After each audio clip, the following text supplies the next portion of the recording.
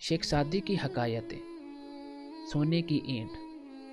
ایک پارسا کو سونے کی اینٹ کہیں سے مل گئی۔ دنیا کی اس دولت نے اس کے نور باطن کی دولت چھین لی، اور وہ ساری رات یہی سوچتا رہا کہ اب میں سنگ مرمر کی ایک عالی شان حویلی بناؤں گا، بہت سے نوکر چاکر رکھوں گا، عمدہ عمدہ کھانے کھاؤں گا اور اعلیٰ درجے کی پوشاک سلواؤں گا۔ غرض ان خیالات نے اسے دیوانہ بنا دیا۔ نہ کھانا پینا یاد رہا، نہ ذکر حق۔ صبح کو اسی خیال میں مست جنگل میں نکل گیا۔ وہاں دیکھا کہ ایک شخص ایک قبر پر مٹی گوندھ رہا ہے تاکہ اس سے اینٹیں بنائے۔ یہ نظارہ دیکھ کر پارسا کی آنکھیں کھل گئیں اور اس کو خیال آیا کہ مرنے کے بعد میری قبر کی مٹی سے بھی لوگ اینٹیں بنائیں گے۔ عالی شان مکان، اعلیٰ لباس اور عمدہ کھانے سب یہیں دھرے رہ جائیں گے، اس لیے سونے کی اینٹ سے دل لگانا بیکار ہے۔ ہاں، دل لگانا ہے تو اپنے خالق سے لگا۔ یہ سوچ کر اس نے سونے کی اینٹ کہیں پھینک دی، پھر پہلے کی طرح دو دو کنات کی زندگی بسر کرنے لگا۔ غریب اور بہشت۔ دو آدمی قبرستان میں بیٹھے تھے، ایک اپنے دولت مند باپ کی قبر پر اور دوسرا اپنے درویش باپ کی قبر پر۔ امیر زادے نے درویش لڑکے کو طعنہ دیا کہ میرے باپ کی قبر کا صندوق پتھر کا ہے، اس کا کتبہ رنگین اور فرش سنگ مرمر کا ہے اور فروزے کی اینٹ اس پر جڑی ہوئی ہے۔ اس کے مقابلے میں تیرے باپ کی قبر کیسی خستہ حال ہے اور دو اینٹیں اس پر رکھی ہیں۔ درویش زادے نے جواب دیا، یہ درست ہے، لیکن یہ بھی تو سوچو کہ قیامت کے دن جب مردے قبروں سے اٹھائے جائیں گے، اس سے پہلے کہ تیرا باپ بھاری پتھروں کے نیچے جنبش کرے، میرا باپ بہشت میں پہنچا ہوگا۔ قیمتی موتی۔ بارش کا ننھا قطرہ بادل سے ٹپکا۔ جب اس نے سمندر کی چوڑائی دیکھی تو شرمندہ ہوا اور دل میں کہا کہ سمندر کے سامنے میری حیثیت کیا ہے، اس کے ہوتے ہوئے تو میں نہ ہونے کے برابر ہوں۔ جب اس نے اپنے آپ کو حقارت سے دیکھا تو ایک سپی نے اس کو اپنے منہ میں لے لیا اور دل و جان سے اس کی پرورش کی۔ تھوڑے ہی دنوں میں یہ قطرہ ایک قیمتی موتی بن گیا اور بادشاہ کے تاج کی زینت بنا۔ غذا۔ ایران کے ایک بادشاہ نے ایک حکیم سے پوچھا، انسان کو دن بھر میں کتنی غذا کھانی چاہیے؟ حکیم نے کہا، 1.5 پاؤ۔ بادشاہ نے فرمایا، اتنی سی مقدار بھلا کیا طاقت دے گی؟ حکیم نے کہا، جہاں پناہ، انسان کی صحت کے لیے اسی قدر کافی ہے۔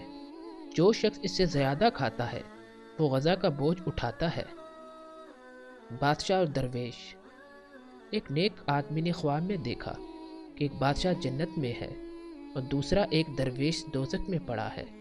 وہ سوچ میں پڑ گیا کہ لوگ تو یہ سمجھ رہے تھے کہ بادشاہ دوزخ میں ہوگا اور درویش جنت میں، لیکن یہاں تو معاملہ اس کے برعکس نکلا۔ معلوم نہیں اس کا کیا سبب ہے۔ غیب سے آواز آئی، یہ بادشاہ درویشوں سے عقیدت رکھتا تھا، اس لیے بہشت میں ہے، اور اس درویش کو بادشاہوں کے تقرب کا بڑا شوق تھا، اس لیے جہنم میں ہے۔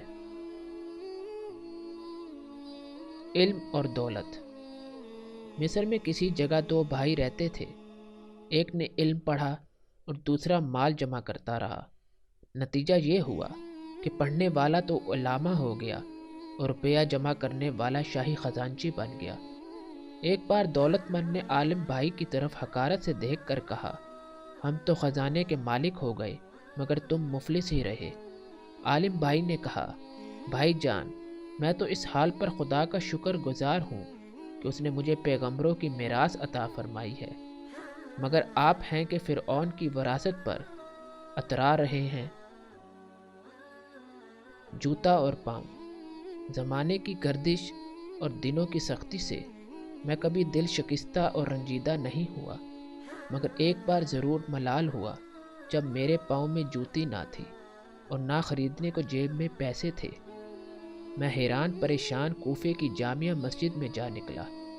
دیکھتا کیا ہوں کہ ایک شخص کے پاؤں ہی نہیں ہیں، بس میں نے اپنے پاؤں کی سلامتی پر خدا کا شکر ادا کیا اور ننگے پاؤں رہنا ہی غنیمت سمجھا۔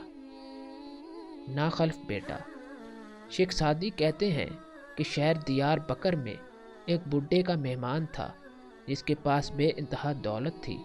اس کا ایک خوبصورت نوجوان لڑکا تھا جس سے اس کو بے حد محبت تھی۔ ایک رات کہنے لگا کہ ساری عمر میری یہی ایک اولاد ہوئی۔ اس جنگل میں ایک درخت ہے، لوگ اپنی مرادیں مانگنے وہاں جاتے ہیں۔ میں نے بہت سی طویل راتیں اس درخت کی جڑ میں بیٹھ کر خدا کے سامنے روتے ہوئے گزاری ہیں، تب کہیں جا کر مجھے یہ فرزند نصیب ہوا ہے۔ میں نے سنا وہ لڑکا چپکے چپکے دوستوں سے کہہ رہا تھا کہ اے کاش مجھے اس درخت کا علم ہوتا تاکہ میں وہاں جا کر دعا کرتا کہ اس بڈھے سے میری جان چھوٹے۔ خاموشی۔ ایک عقل مند نوجوان داناؤں کی محفل میں کبھی بیٹھا تو بحث و تقریر سے ہمیشہ الگ رہتا۔ ایک دفعہ اس کے باپ نے کہا، برخوردار، تم داناؤں کی مجلس میں گنگوں کی طرح چپ چاپ کیوں بیٹھے رہتے ہو؟ عقل مند نے عرض کی، قبلہ، اس اندیشے سے کہ مجھ سے کوئی ایسی بات نہ پوچھی جائے جس کا جواب نہ دے سکوں اور خواہ مخواہ شرمندگی حاصل ہو۔